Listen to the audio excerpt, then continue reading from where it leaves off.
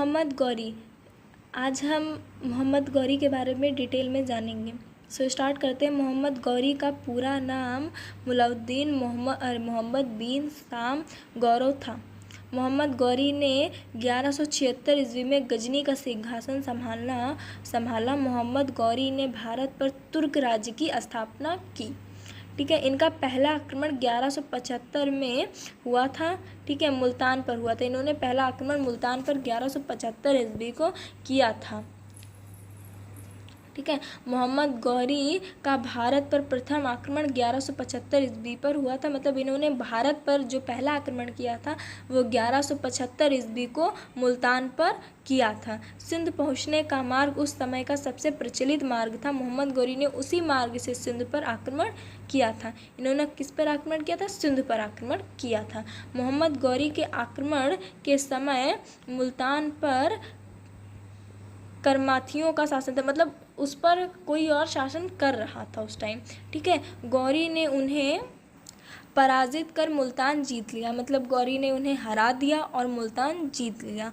और बाद में उसने उच्च और निचले सिंध को भी जीत लिया। इस तरह इसने मतलब गौरी ने पूरे सुल्तान पर अपना राज किया। ठीक है, मोहम्मद गौरी का भारत पर दूसरा आक्रमण पटना में हुआ, जिसने 1176 ईस्वी में उच्च पर आक्रमण करके भट्टी राजपूतों का राज्य छीन लिया। इन्होंने एक आक्रमण 1175 पर किया तथा दूसरा आक्रमण 1176 में किया था। और इन्होंने वो भी आक्रमण जो इन्होंने किया था दोबारा पटना पर, वो भी आक्रमण ये जीत गई।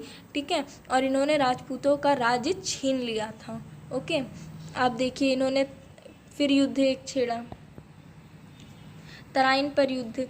ठीक है, प्रथम युद्ध इन्होंने 1191 ईस्वी में, मोहम्मद गौरी ने 1186 में गजनवी वंश के अंतिम शासक से लाहौर की गद्दी छीन ली।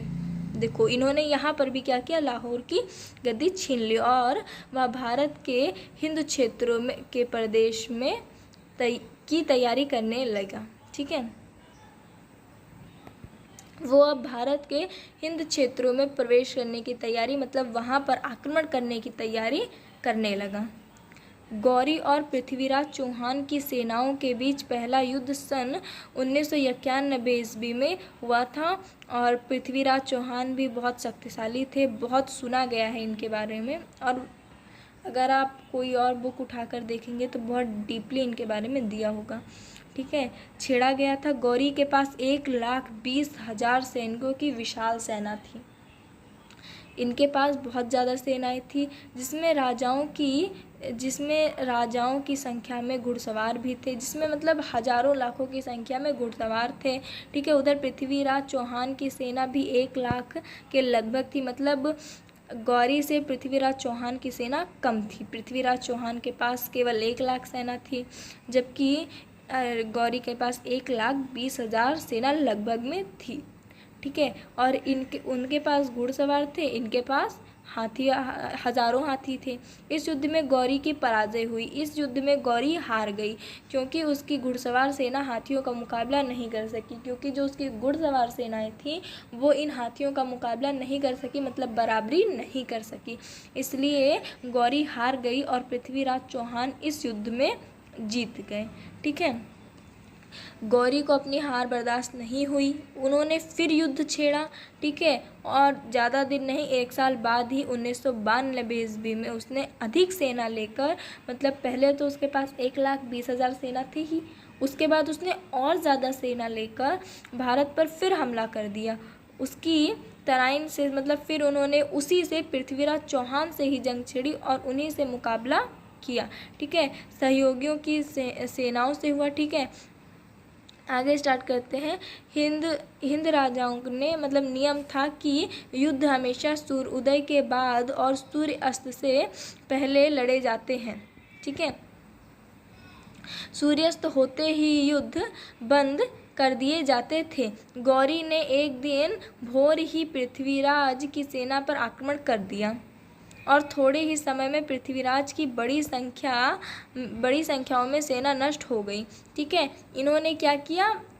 गौरी ने एक चालाकी की, ठीक है। इसे पता था कि युद्ध सूर्य अस्त होते ही बंद हो जाता है और सूर्य उदय होने के बाद शुरू होता है, पर इसने क्या किया, सूर्य उदय होने से पहले ही सुबह सुबह ही क्या किया, पृथ्वीराज की सेनाओं पर आक्रमण कर दिया, ठीक है। और पृथ्वीराज की सेना उस समय मतलब सब विश्राम कर रहे थे, सब जानते थे कि युद्ध का ये समय नहीं है, तो सब निश्चिंत थे। जबकि इन्होंने जब युद्ध छेड़ दिया तो वो जब तक तैयार होते तब तक पृथ्वीराज चौहान की लगभग सेना खत्म हो चुकी थी। जब तक पृथ्वीराज चौहान कुछ समझ पाते, जब तक इन्हें कुछ पता चलता, ये कुछ करते, तब तक